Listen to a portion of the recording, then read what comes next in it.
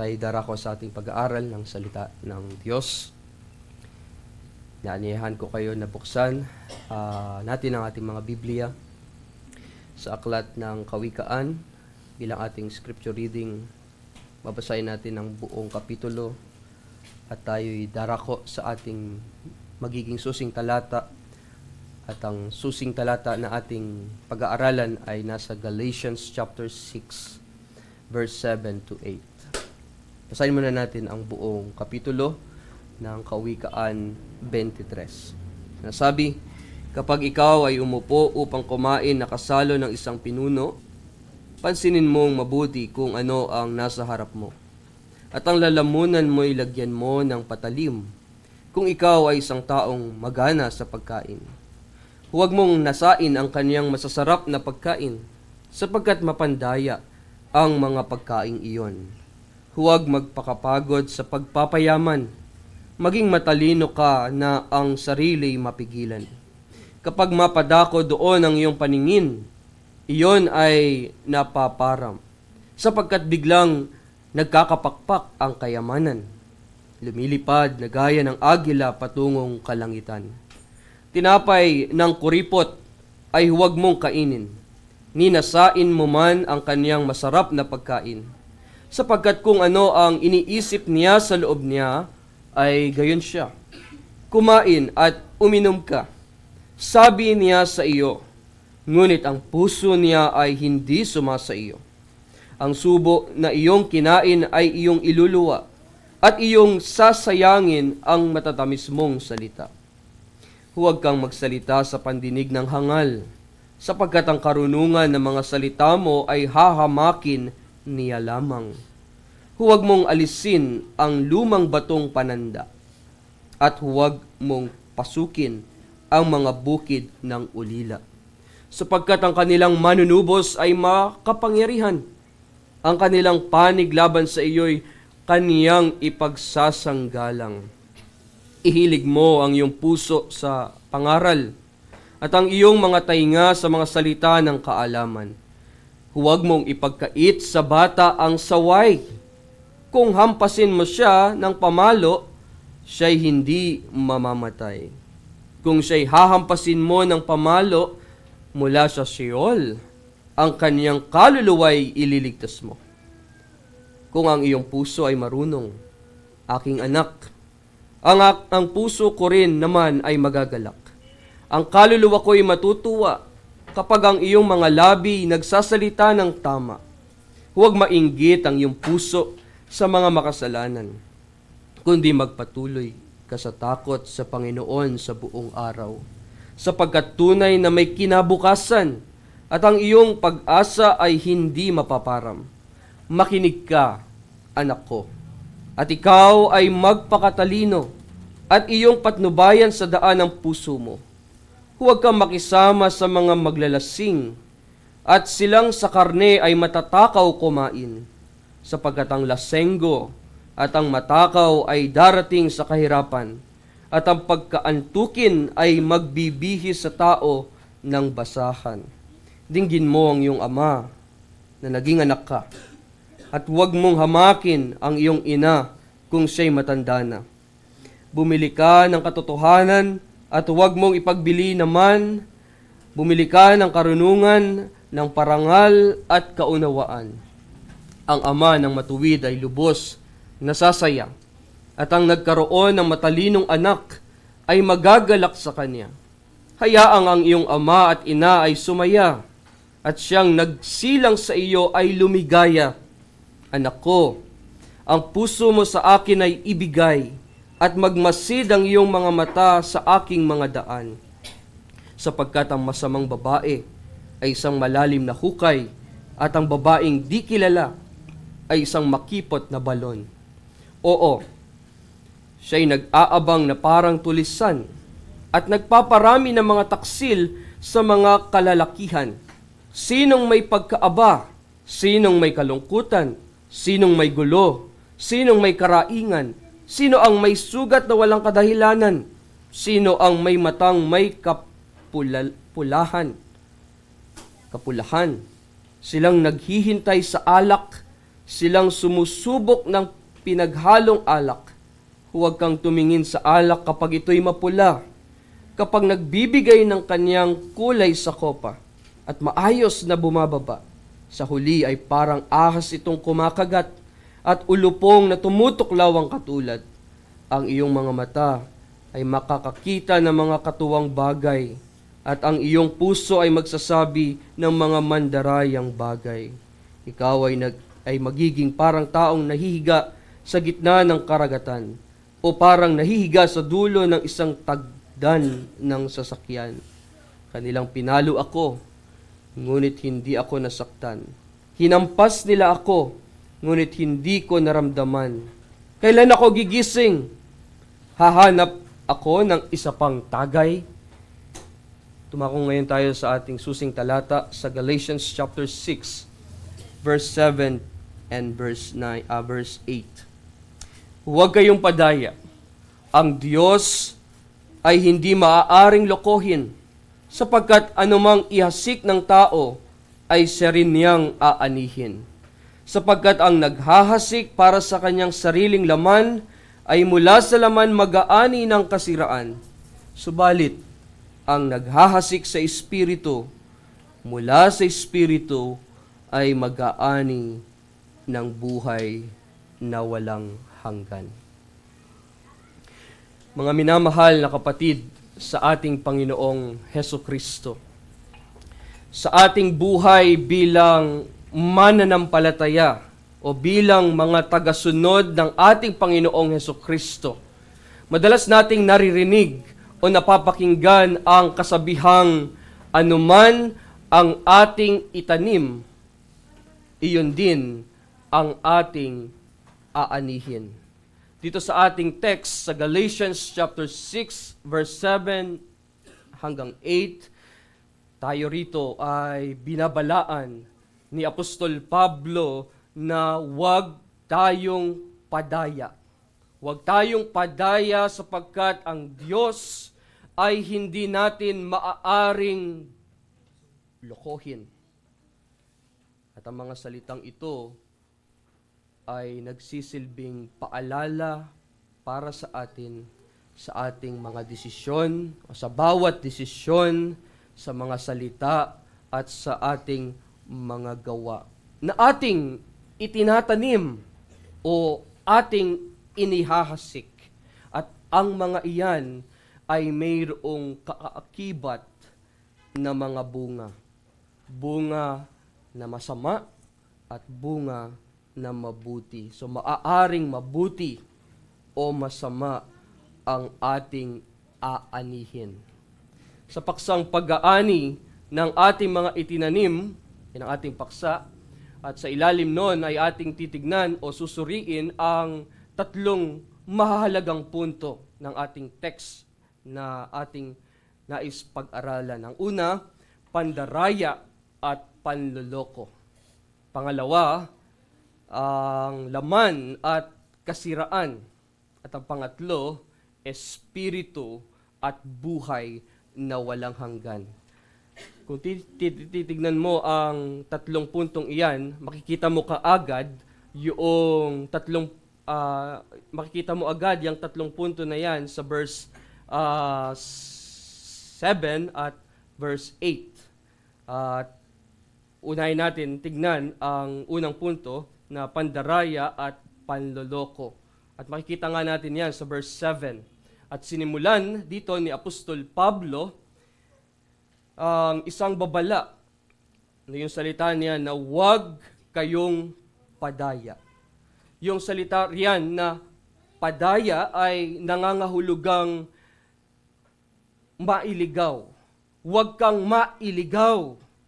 Huwag tayong mailigaw. Maaring ikaw mismo ang siyang maging dahilan ng bagay na ito. O maaring ibang tao ang magtulak sa iyo na ikaw ay mailigaw o ikaw ay madaya o ikaw ay malihis na mula sa tamang landas o sa tamang paglakad ng may katwiran at may kabanalan. Maaring maraming tao sa mundong ito ang nadaya. Mga taong naniwala na ang kasinungalingan ay ang katotohanan. Na ang kasinungalingan ay ang totoo. At ang katotohanan o ang totoo ay ang kasinungalingan. Baliktad. Dahil dito, kakaunti na lamang ang nagpapahalaga sa Ebanghelyo ng ating Panginoong Hesukristo.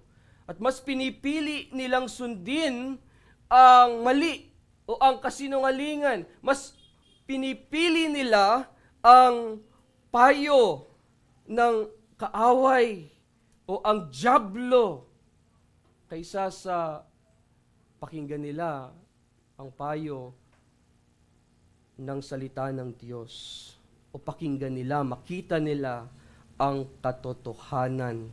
Sila'y nadaya na ang salita ng Diyos ay hindi totoo. At ang sinasabi nila, mas totoo ito. Sa Revelation chapter 12 verse 9, kung ating titignan roon sa ating mga Biblia, Revelation 12 verse 9 sinasabi, at itinapon ang malaking dragon, ang matandang ahas, ang tinatawag na dyablo at Satanas, ang mandaraya sa buong sanlibutan. At alam natin na ito ay nagsimula pa noon sa simula ng kasaysayan ng madaya ng dyablo o ni Satanas, si Eva, ang ating unang ina o nanay doon sa hardin ng Eden. So napaniwala si Eva ng dyablo na ang salita na ang kaniyang salita o yung mga binibitawang salita ng dyablo ni Satanas ay ang siyang totoo kaysa sa salita mismo ng Diyos. Kaya mula noon, patuloy na itong ginagawa ng dyablo at hindi siya titigil hanggang sa wakas o hanggang sa katapusan ng sanlibutan o ng panahon. Hindi rin siya nag-iisa. Mayroon ding mga huwad na propeta, mga guro na tila nagdadala sa mga tao sa maling landas, sa maling paglakad. At yun nga ang binanggit ng ating Panginoong Hesus sa Matthew chapter 24, verse 4 hanggang verse 5. Ang sabi niya, sumagot si Jesus at sinabi sa kanila, mag-ingat kayo na huwag kayong mailigaw ng sinuman, sapagkat marami ang darating sa aking pangalan na nagsasabi, ako ang Kristo, at ililigaw nila ang marami. Mga kapatid, ito ang dahilan kung bakit napakaraming kasalanan, napakaraming kasamaan sa sanlibutan ngayon.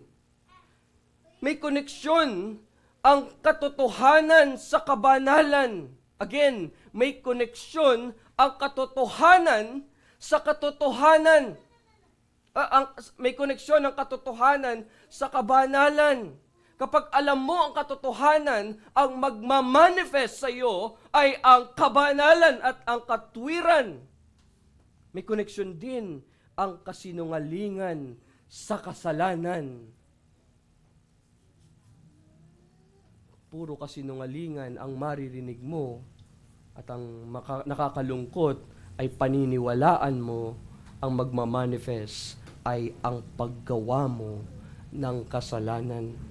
Ang katotohanan ay nagdadala sa banal na pamumuhay. Habang ang kasinungalingan ang siyang nagdadala o naghihikayat naman na gawin mo ang masama. Kung ang isang tao ay walang katotohanan, Wala siyang magagawa kundi ang magkasala upang mamuhay ng banal. Kinakailangan niyang malaman at pahalagahan ang katotohanan ng sinasabi ng salita ng Diyos. Kaya mahalaga sa atin, mga kapatid, na magkaroon tayo ng kaalaman patungkol sa kung ano ang katotohanan. At ang katotohanan ang siyang magpapalaya sa atin. Ang katotohanan ay nasa salita ng Diyos.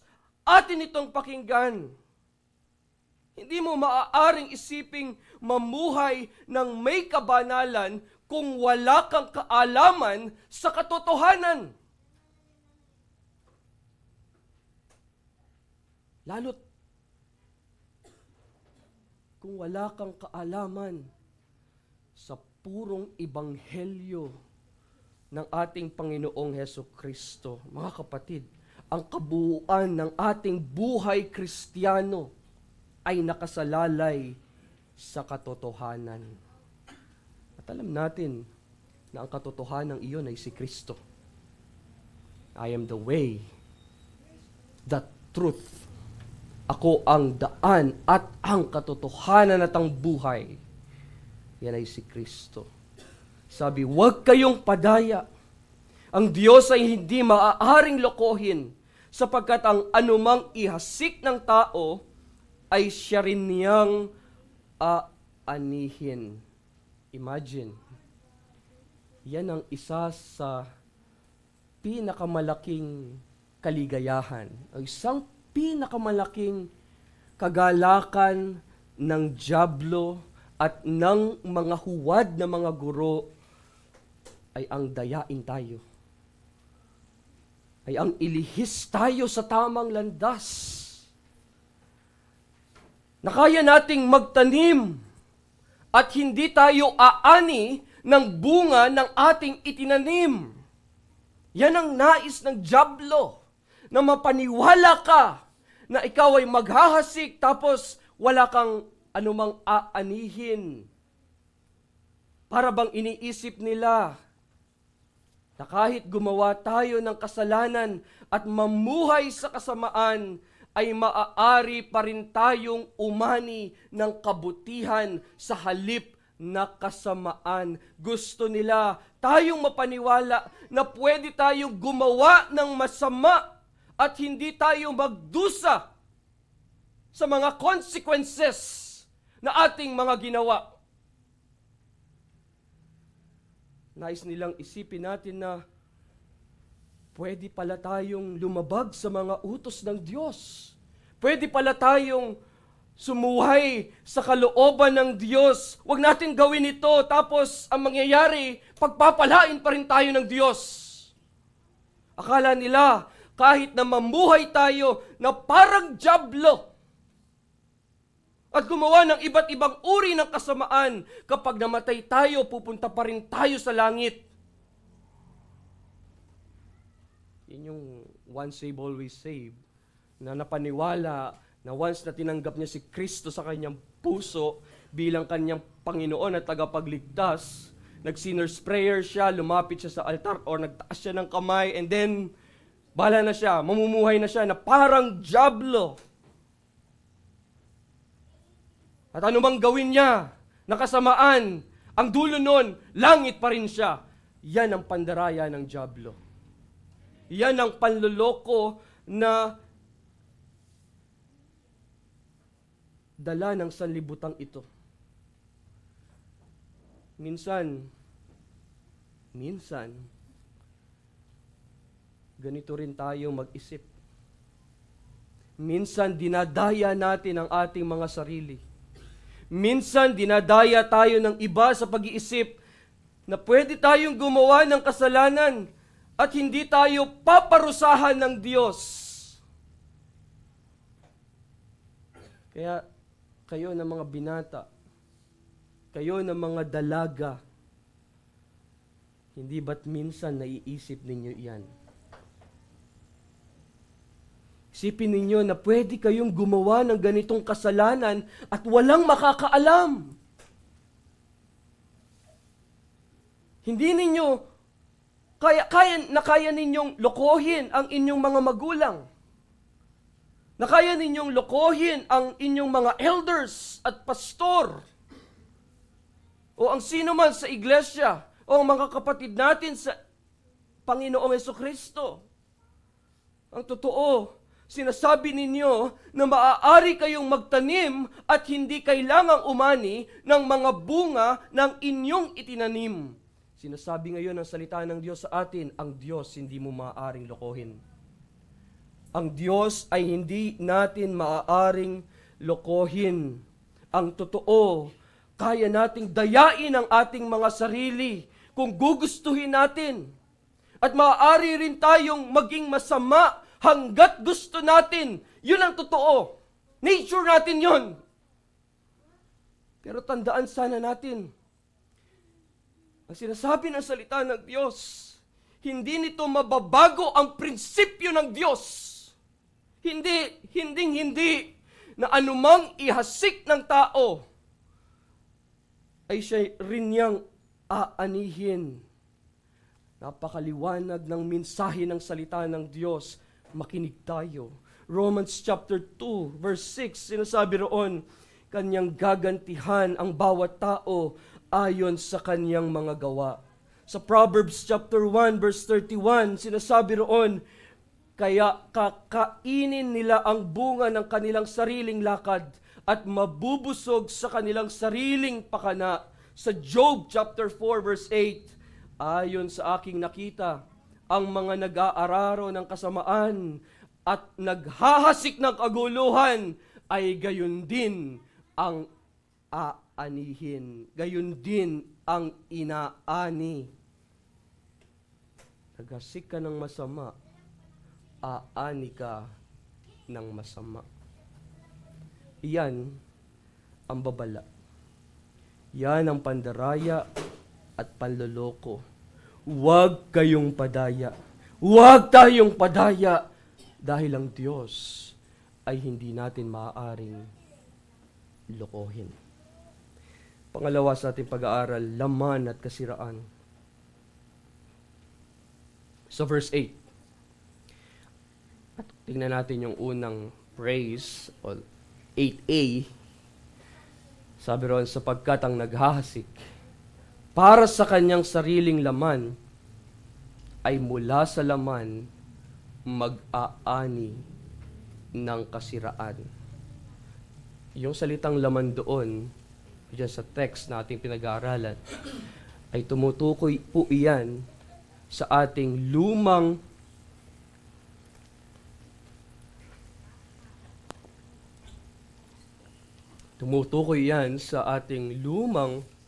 makasalanang kalikasan. Yung ating old nature. Ang ating pagkatao na minana nung una, yung ating minana kay Adan, nahiwalay sa biyaya ng Diyos at hindi pa nakakaranas ng tinatawag natin na regeneration. Ang sinasabi ni Kristo kay Nicodemo na ang sa laman ay sa laman, ang sa espiritu ay sa espiritu. At hayag ang mga gawa ng laman. At laging ipinapaalala sa atin yan ng salita ng Diyos. Sa bawat araw, sa ating buhay, hayag iyan. Saan ka man mapaling, sa kaliwa, sa harap, sa kanan, sa likod, lahat. Saan ka man magtungo, hayag ang gawa ng laman. Sinasabi ng Galatians chapter 5 verse 19 to 21. Ngayon ay hayag ang mga gawa ng laman. Ang mga ito ay pakikiapid, karumihan, kahalayan, pagsamba sa Diyos-Diyosan, pangkukulam, alitan, pagtatalo, paninibugho, pagkagalit, pagkamakasarili, pagkakabahabahagi, mga pagkakampi-kampi, pagkainggit, paglalasing, kalayawan, at ang mga katulad nito. Alam ko mayroon pang sumunod na praise yun. Ang gumagawa nito ay hindi magmamana ng kaharian ng Diyos. Ang naghahasik para sa kanyang sariling laman ay nangangahulugang pagpapatuloy sa buhay na naaayon sa ating makasalanang kalikasan. Kapag tayo ay naghasik para sa laman, sumusunod tayo sa ating mga sariling pagnanasa na hindi nakalulugod sa Diyos. Ang nangyayari, nagkakasala tayo, nagsisinungaling tayo, nagiging mayabang tayo, nagiging mabagsik tayo, nagiging marahas, nagiging malupit tayo, at nakagagawa tayo ng mga bagay na direktang sumasalungat sa kalooban ng Diyos. Hindi lang yun.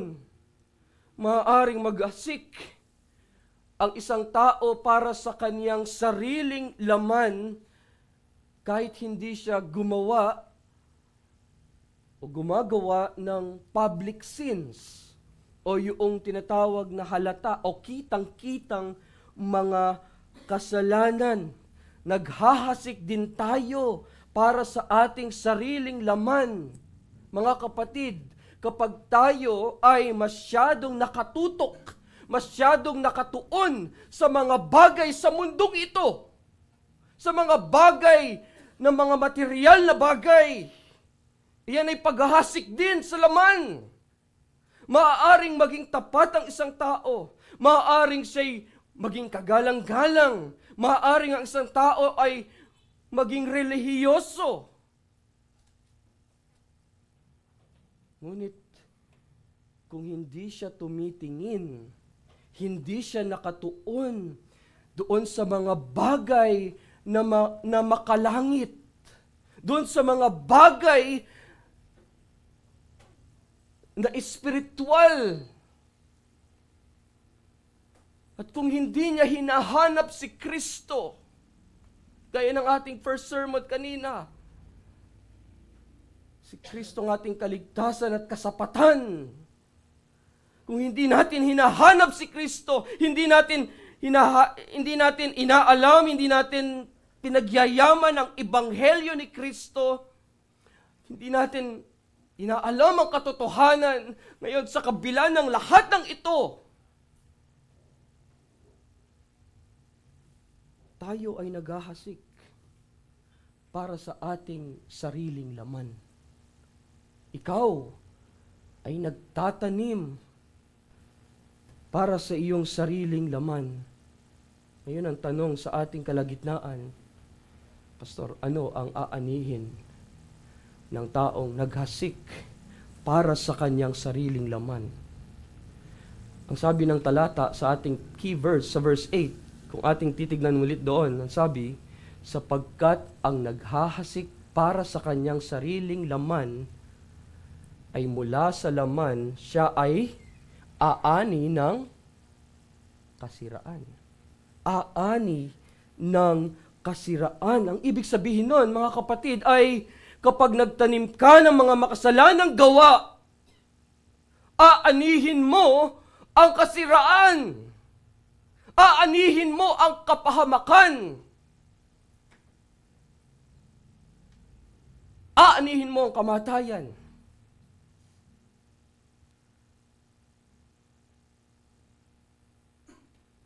Iyon ang makukuha mo sa araw ng pag-aani.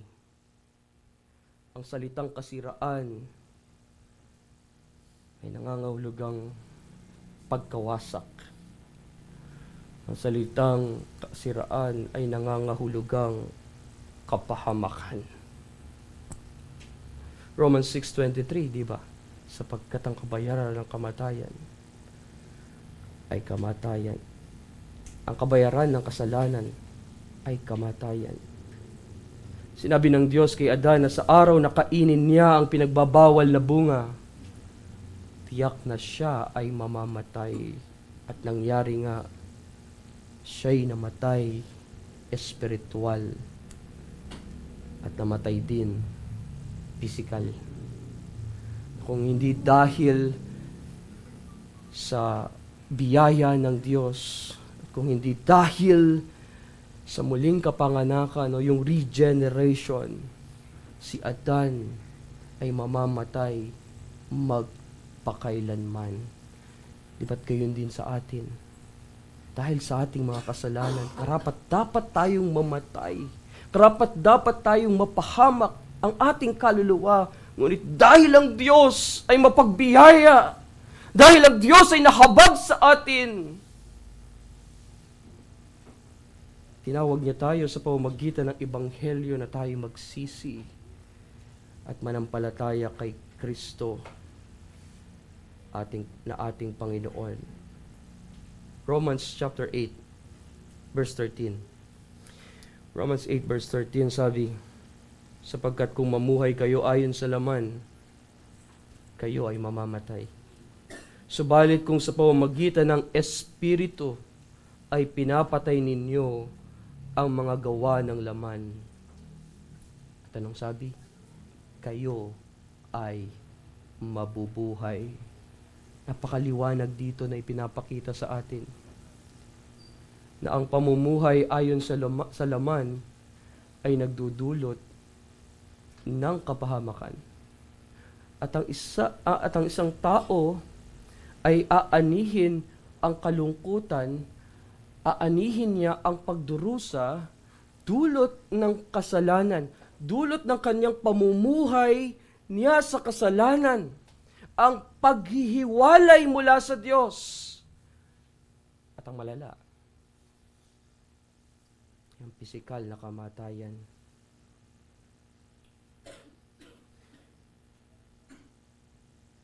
May malaking panganib kung tayo ay naghahasik para sa ating sariling laman, naghahasik ng masama, at hanggang doon hanggang ngayon naririyan ka pa rin, namumuhay ka pa rin sa ganyang klase ng kasalanan. Ang tanong ay, gaya ng nabanggit, ilan sa nabanggit doon sa Galatians chapter 5, verse 19 to 21. Nais kong banggitin ito. Yung tanong na ano ang mangyayari sa mga mapangalo niya o sa mga nakikiapit. Mapangalo niya, yan yung may asawa ka, nakisama ka sa iba, may asawa. At yung nakikiapid, yun naman yung nagsasama kayo ng hindi kasal o nagtatalik kayo ng hindi kasal. Sa tingin mo ba makakaligtas sila sa kanilang mga sexual na kasalanan? Hindi ko salita ito. Salita ito ng Diyos. At ang sinasabi sa atin ng Diyos,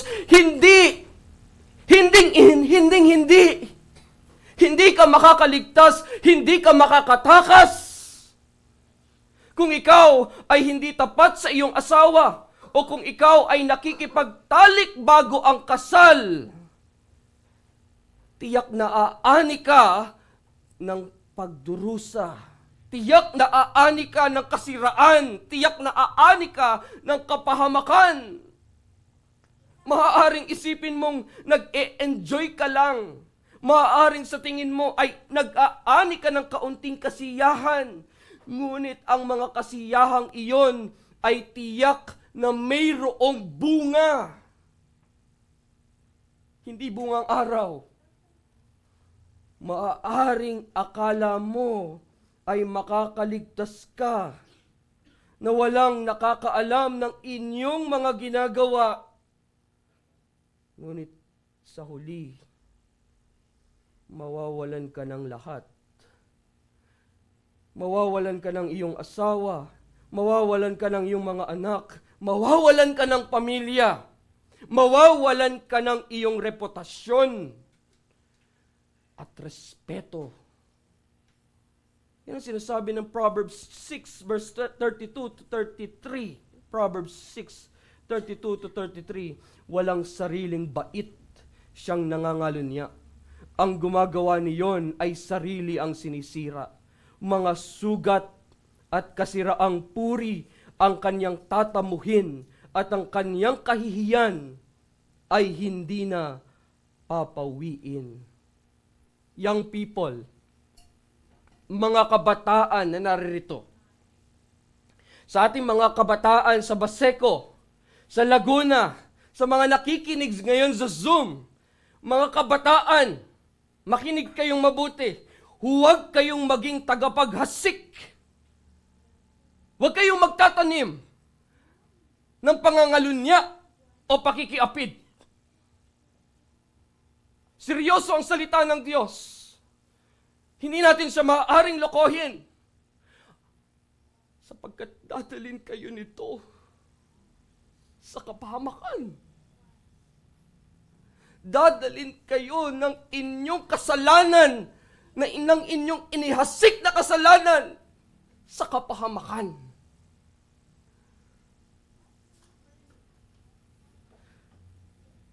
Ano naman ang mangyayari sa isang tao na palaging nawawalan ng pasensya, nagagalit, at madaling sumabog? Sa tingin mo, makakaligtas siya sa kanyang mga galit? Maaari bang maghasik siya at hindi umani ng bunga ng kanyang mga gawa? Ang sagot ay hindi. Sagot ay hindi. Ang kanyang galit ay maaaring magdulot ng mga alitan. Ang kanyang galit ay maaaring magpasiklab din ng galit sa iba. Ang isang ama na palaging galit sa kanyang mga anak at isang asawang laging nagagalit sa kanyang asawa ay tiyak na aanihin ang kanyang itinanim. Itutulak niya ang kanyang asawa palayo sa kanya. At ang iyong mga anak, sila ay lalaki na may galit sa iyo dahil sa iyong pagiging mainitin ang ulo. O kaya naman, ikaw ay magiging gaya niya paglaki niya. Magiging katulad mo siya na puno ng galit o puot. Kung ikaw ay isang lalaking palaging magagalitin, taong magagalitin pala ay wala yan halos kaibigan. Kahit ang mga kapitbahay mo, minsan hindi ka nila pakikisamahan.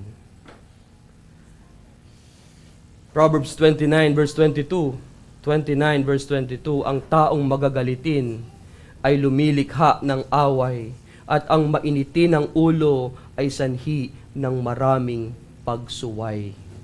At ito naman para sa ating mga magulang, mga tatay, mga nanay, kung hindi natin gagamitin ang wastong disiplina sa ating mga anak, at kung sa tuwing ang mga anak natin ay ngumangawa o umiiyak, na nagrereklamo, ang nangyayari sa atin, namamanipula tayo o madali natin silang pinapansin kaagad, na minsan, imbis na ipakita ang tamang hakbang sa pagdidisiplina o tamang hakbang sa pagpaparusa, ang ginagawa natin, ini-spoiled natin ang ating mga anak. Ang mga bata na hindi nadidisiplina ay nagiging mapaghimagsik. Ang batang hindi dinidisiplina, kalakihan, paglumakiyan, nagiging mayabang. At ito'y naglalagay, mga magulang, sa kanila sa kasiraan. Naglalagay sa kanila sa pagkapahamak o panganib.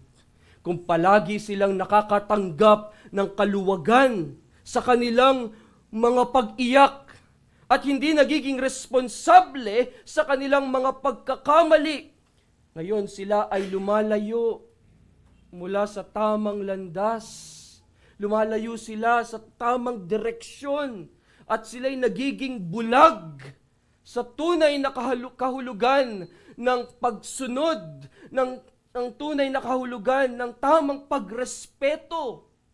Ang disiplina ay hindi lamang tungkol sa pisikal na aspeto o sa pisikal na pagpaparusa. Pag nagkamali yung bata, kuha ka ng pamalo at siya yung papaluin. Hindi lamang iyon. Ang disiplina, ito rin ay tungkol sa paghubog ng kanilang pag-uugali, paghubog ng kanilang karakter, at pagtuturo sa kanila ng wastong aral, wastong asal. Ang prinsipyo ng Diyos, mga kapatid, ay malinaw. Mga magulang, ang prinsipyo ng salita ng Diyos ay napakalinaw.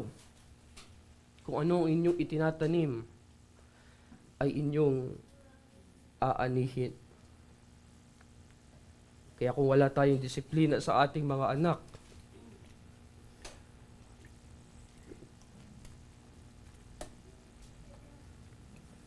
huwag natin ibigay sa katikisim. Malaki magagawa ng church. Pero hindi magmumula doon minsan. Dahil nasa inyo mismo, mga magulang. At kung hindi natin palalakihin ang mga anak natin, ang ating mga anak, sa tamang pagdidisiplina, mapupuno sila ng mga suliranin at kapahamakan na maaaring magdulot ng pinsala hindi lamang sa kanila, kundi pati na rin sa ating sariling pamilya. Sinasabi ng Proverbs chapter 13 verse 24.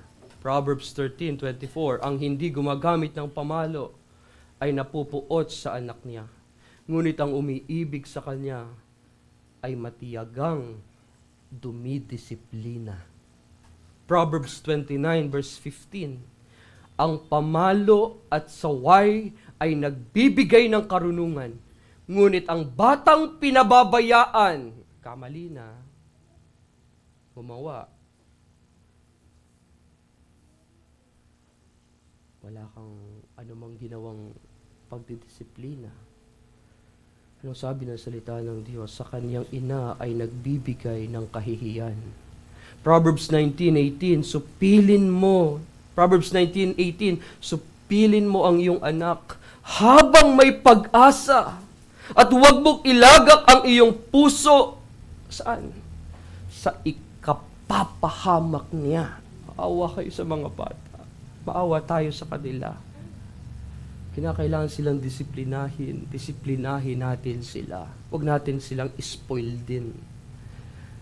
Huwag natin silang parang aluwag-luwag natin. Mga kapatid, hindi lang sa buhay na ito, kundi pati sa darating na buhay. Na sa huli, kung ang isang tao ay hindi nagsisisi sa kanyang mga kasalanan at tatalikuran ito, kung hindi niya ito ihihinto, kung hindi niya ihihinto ang kanyang pagtatanim para sa kanyang sariling laman, ang kanyang aanihin ay ang kapahamakan ng walang hanggang pagkawasak doon sa impyerno. Yung sinasabi natin kanina. Sinasabi nga ng 1 Corinthians chapter 6 verse 9 to 10, napakaliwanag na sinasabi iyon sa atin na sila'y hindi magmamana ng kaharian ng Diyos. Hindi ba ninyo nalalaman na ang mga masasamang tao ay hindi magmamana ng kaharian ng Diyos? Huwag kayong padaya. Nandoon na naman yung warning. Huwag kayong padaya. Ang mga mapakiapid, mga sumasamba sa Diyos-Diyosan, mga mangangalunya, mga binabae, mga nakikiapid sa kapwa lalaki, mga magnanakaw, masasakim, mga maglalasing, mga mapagmura, o ang mga manggagansyo ay hindi magmamana ng kaharian ng Diyos. Hindi mo makakamit ang buhay na walang hanggan.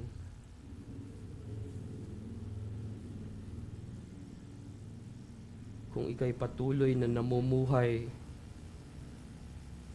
sa mga kasalanang ito. Ibig sabihin, kung ikaw ay patuloy na namumuhay sa ganyang klase ng kasalanan, maaring hindi ka patunay na nabago. Hindi ka patunay na converted. Mahalaga na maunawaan natin na dito sa ating pag-aaral ay hindi natin tinatalakay ang pagkapahamak sa isang pagkakamali. Kundi ang tinatalakay natin dito ay ang pamumuhay sa kasalanan. At ang paggawa ng mga gawa ng laman ay nangangahulugang ito ang iyong pamumuhay. Kung ikaw ay naghahasik para sa iyong sarili, sa laman,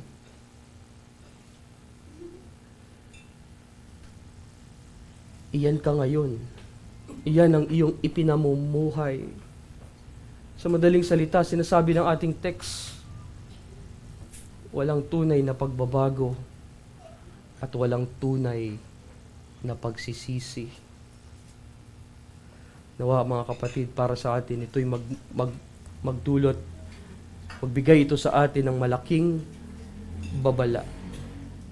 Huwag nating isipin na maaari tayong magtanim para sa ating sariling laman at tapos makakaiwas tayo sa kasiraan. Hindi iyon mangyayari. Ang kasiraan, ang kapigatian, pagkawasak, ang kapahamakan, ang kamatayan. At sa huli, ang maaari nating anihin ay impyerno. Ang impyerno ang aanihin ng sino mang naghahasik o nagtatanim para sa laman.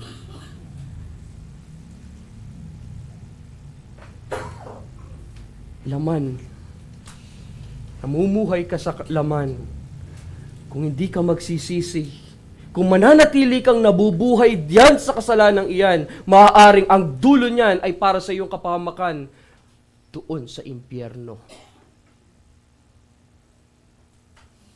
Pangatlo, espiritu at walang hanggan. Sa verse 8 ulit, sabi doon, subalit ang naghahasik sa espiritu. Ang salitang subalit doon sa text, yun yung kabaliktaran ng naunang pahayag. Kung ika'y mamumuhay sa espiritu, aanihin mo ang buhay na walang hanggan. Kung nais mong maiwasan ang pag-ani ng kasiraan, ito ang ating pagtuunan ng pansin.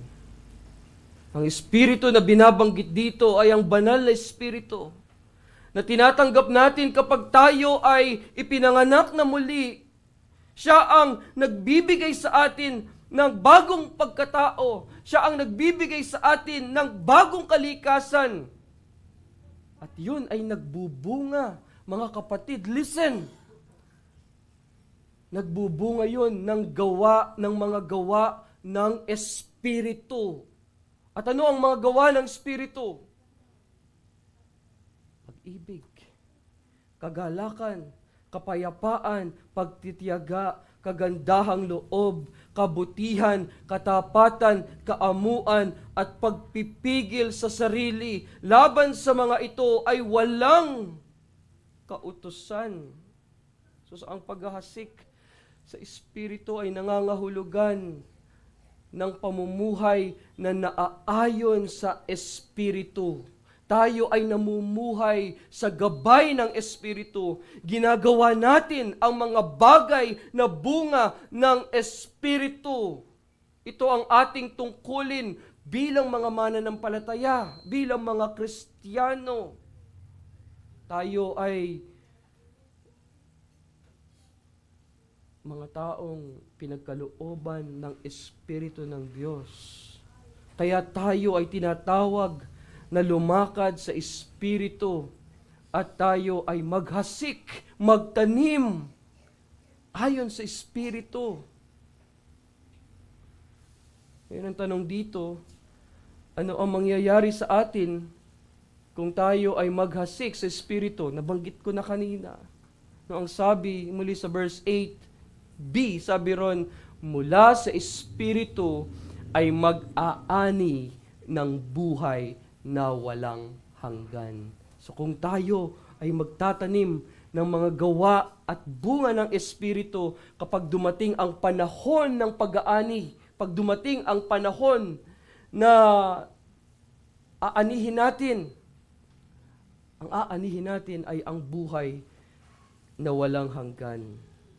Kapag tayo nagasik sa Espiritu, sa pamamagitan ng biyaya ng Diyos, makakasama natin ang ating Panginoong Jesucristo doon sa langit na bayan. Sa huli, papasok tayo sa kaluwalhatian ng walang hanggang kaharian ng Diyos doon sa bagong langit at bagong lupa kung saan tatanggapin natin ang mga pagpapalang inihanda niya para sa atin na kanyang mga anak. Mga bagay na hindi natin kayang ipaliwanag, mga bagay na hindi natin naiisip. Yun ang buhay na walang hanggan at tuloy-tuloy at walang katapusan. At ito ang dakilang biyaya sa atin ng Diyos.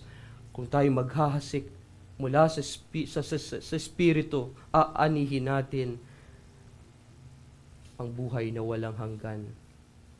Ang buhay na walang hanggan ay hindi lamang isang pangako para sa hinaharap. Yun nga yung binigyan diin ng ating missionary pastor kanina.